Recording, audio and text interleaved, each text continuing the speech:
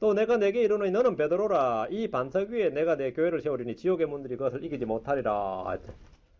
이 반석 위에 내가 내 교회를 세우리니 이래 세우리니 이래 되지. 세우리니 I will build my churches. I will.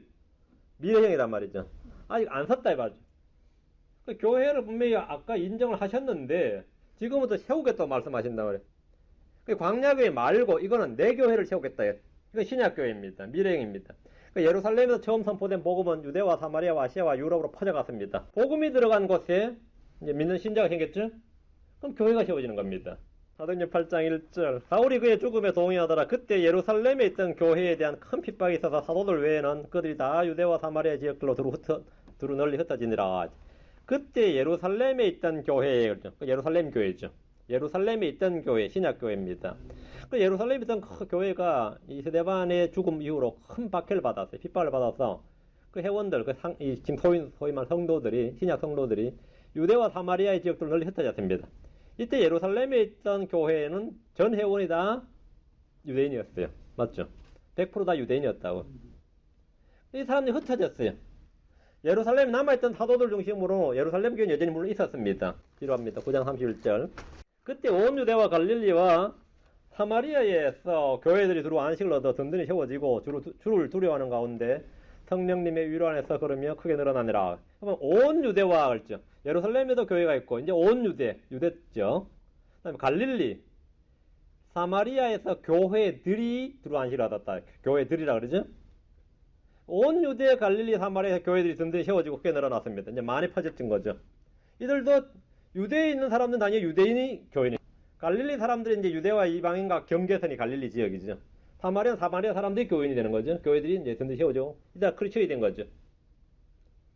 유대의 도시마다 해당이 있었듯이 이제는 유대의 도시마다 뭐가 생긴 거죠? 교회들이 생긴 겁니다. 이 교회는 신약교회입니다. 교회가 세워졌어요. 온 유대 땅에 교회들이 있었다는 사실에 주목을 하셔야 됩니다. 이때 유대 땅에 있던 교회들은 여전히 안식을 지키고 율법 지키고 다 했습니다. 예, 아직까지 신약교회 교리를 몰랐습니다. 이때도. 당연히 몇천 년의 해오던 거니까 당연히 했죠. 당연히 했습니다. 갈라디아서 1장 22절. 그리스도 안에 있던 유대의 교회들이, 그리스도 안에 있던 유대의 교회들이 나를 얼굴로 알지 못하고, 그러니까 유대의 교회들은 뭐죠? 바울을 몰라요. 소문은 듣고 뭐 아는지 몰라도 직접 다이렉트로 몰라요. 그리스도 안에 있던 유대의 교회들, 유대의 교회들, 여기 주목, 유대의 교회들. 유대의 교회들은 예루살렘에서 흩어진 사람들이 유대 땅으로 복음을 전해서 세운 교회들입니다. 사도 바울이 세운 교회가 아닙니다. 이전 사도 바울과 전혀, 사도 바울 때 회심도 안 했을 때예요. 자, 데살로니가 2장 14절. 형제들아, 너희는 그리스도 예수님 안에서 유대에 있는 하나님의 교회들을 따른 자들이 되었나니, 유대에 있는 하나님의 교회들, 하나님의 교회들, 그들이 유대인들로부터 고난을 받은 같이 너희도 너희 지방 사람들로부터 비슷한 것들로 고난을 받았느니라.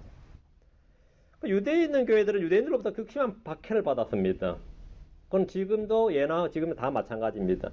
데살로니가 사람들은 데살로니가 지역 사람들에게 박해를 받았고 갈라디아 사람들은 갈라디아 지역 사람들로 박해를 받았는데 그건 다 공통상이라는 거죠.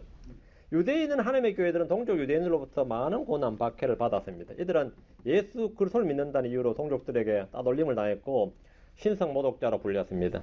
성경에서 교회들은 언제나 지역에 따라 분류되고 불렸지 교파로 분류된 적은 없습니다. 하나님은 이제 이방 지역에도 교회를 세우셨습니다. 사도 바울을 이방인의 사도로 삼으시고 아시아와 유럽의 복음을 선포하시고 교회를 세우셨습니다. 우리가 흔히 말하는 교회는 이 신약교회입니다. 예수님께서 자신의 피로 새 언약을 체결하셨고 그분의 죽으심으로 새 상속 언약, 뉴 테스트먼트가 발효가 되었습니다. 죽으심이 없으면 발효가 안 되는 거죠. 새 언약을 체결하시고 새 언약이 발효가 됐어요. 죽으심으로 발효가 돼. 이것이 신약교회입니다. 신약교회는 예수님이 첫 열매시고 그분이 머리가 되십니다. 이 교회는 예수님께서 이 반석 위에 내가 내 교회를 세우리니 지옥의 문들이 그것을 이기지 못하리라고 말씀하신 바로 그 교회입니다. 광야교회하고 신약교회는 헷갈려서는 안 됩니다. 절대로 헷갈려서는 안 돼요. 전혀 다른 이야기입니다. 광야교회는 출애굽한 이스라엘 백성들에게 율법을 받은 건 이스라엘 회중을 말한 것이고 신약교회는 오순절에 성령을 받은 신약의 크리스천들입니다. 새 언약의 기초에서 만들어진 교회입니다. 오늘 소위 신학자들이나 교사나 목사라는 분들이 교회의 기원에 대해서 논쟁을 벌이는 일이 허다합니다.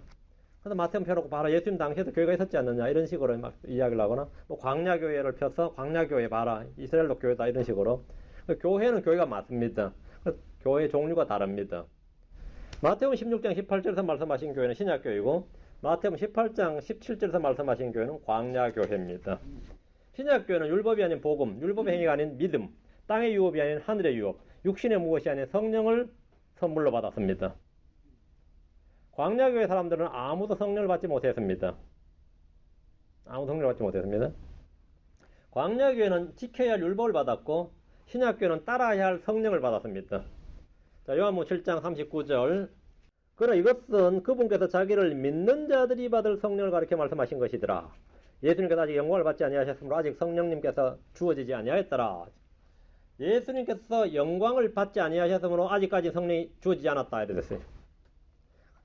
성령은 언제 오는 겁니까? 예수님께서 영광을 받으셔야 오는 거죠. 영광을 받으셔야 오는 겁니다. 성령이 언제 주어지느냐? 예수님께서 영광을 받으신 후입니다. 이 땅에서 십자가에 죽으시고 부활하시고 하늘로 올라가셔야 됩니다. 하늘로 올라가셔서 아버지께서 받아서 주시는 겁니다. 그리고 이전에는 아무에게도 성령님께서 주어지지 않았습니다. 주님 승천하신 열흘 후에 오순절에 성령님께서 오셨습니다. 성령님은 누구에게 주어집니까? 이 본문에 따르면 자기를 믿는 자들에게, 자기를 믿는 자들이 받을 성령. 누가 받는다고요? 예수 그리스도를 믿는 자들이 받는다 이거죠. 다른 사람이 받는 게 아니라 자기를 믿는 자들이 받는다. 이방인, 유대인 구분 없이 복음을 믿는 자들 누구에게나 성령을 부어주십니다. 사도행 2장 38절은 유대인들이 다 성령을 받았어요. 사도행 10장 45절은 이방인들이 받았습니다. 누구를 통해 부어주시느냐? 누구를 통해 부어주시느냐? 고린도후서 1장 22절. 그분께서 또한 우리를 봉인하시고 우리 마음속에 성령을 보증으로 주셨느니라. 그분께서 성령을 보증으로 주셨느니라. 성령을 주시는 분은 하나님이십니다. 디도 3장 6절. 예수 그리스도 곧 우리의 구원자를 통하여 예수를 통하여 우리에게 성령님을 풍성히 부어 주셨으니 성령님을 부어 주셨 우리에게 성령님을 부어 주셨다. 우리는 크리스천입니다. 예수를 믿는 자예요. 신약교회는 복음을 믿어야 됩니다. 주 예수를 믿어야 됩니다. 신약교회는 주의 몸된 교회입니다. 예수를 속한 머리시고 성도들은 그분의 지체입니다. 신약교회는 예수를 속한 한 형제고 한 몸을 이루는 신부입니다. 신약교회는 이 땅에 대환란이 시작되기 전에 저 하늘로 들림을 받습니다. 이 땅에는 이제 대환란입니다. 대환란 때 이 땅에는 그동안 예수를 배척했던 믿지 않았던 유대인들이 예수를 믿습니다.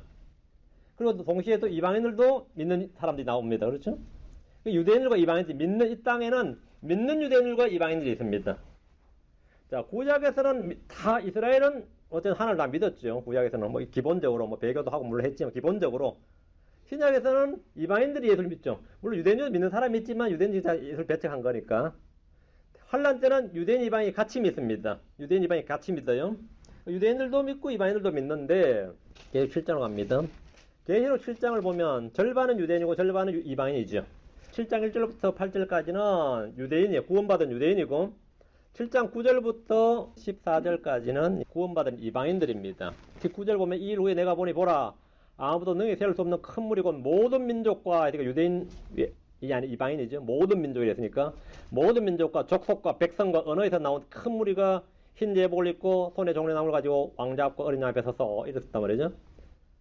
7장 1절부터 8절까지 12지파가 나오고 9절은 12지파가 아니라 큰 무리인데 모든 민족, 족속, 백성 이렇게 나온단 말이죠. 이방인이란 말이죠. 고로 대환란 때는 믿는 유대인과 믿는 이방인이 있죠. 예, 믿는 유대인과 믿는 여기에 바로 대환란 교회입니다. 대환란 교회예요. Tribulation Saint라 그래요. 구약을 OT, Old Testament, OT Saint. 신약은 NT Saint, New Testament Saint. 그러면 Great Tribulation이니까 GT Saint가 되는 거예요. GT가 되는 거죠. 이들은 환란 성도들입니다. 자, 요한계시록 2장과 3장에 나오는 교회는 광야 교회가 아니죠. 신약 교회도 아닙니다. 환란 교회들로서 사도 요한이 주의 날에 성령 안에서 본 교회들입니다. 자, 주의하셔야 됩니다. 얘들은 결코 현 시대의 신약 교회들이 아닙니다. 요한계시록에 나오는 성도들은 구약 성도, 즉 유대인이 아니고 신약 성도, 이방인도 아니고 환란 성도들입니다. 유대인과 이방인이 다 있는 환란 성도들입니다. 대환란 때 성도들이에요. 자, 말씀을 보십시다. 계시록 7장 14절.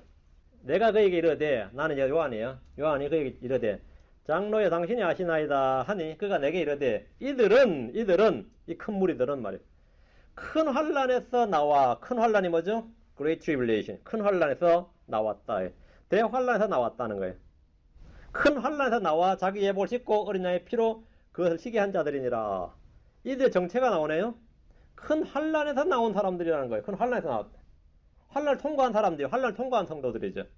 큰 환란이 바로 대환란이잖아요. 마태복음 24장 21절 보시죠. 그래서 큰 환란이 뭔지는 마태복음 24장 21절에 그 정의가 나오니까요. 그때 큰 환란이 있으리니 세상이 시작된 이래로 그때까지 그런 환란이 없었고 이후에도 없으리라. 큰 환란이 있으리니 이랬죠. 큰 환란, 대환란입니다. 전무후무한 환란이에요.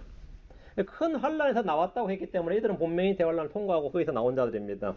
신약 성도와 환란 성도는 전혀 다른 부류입니다.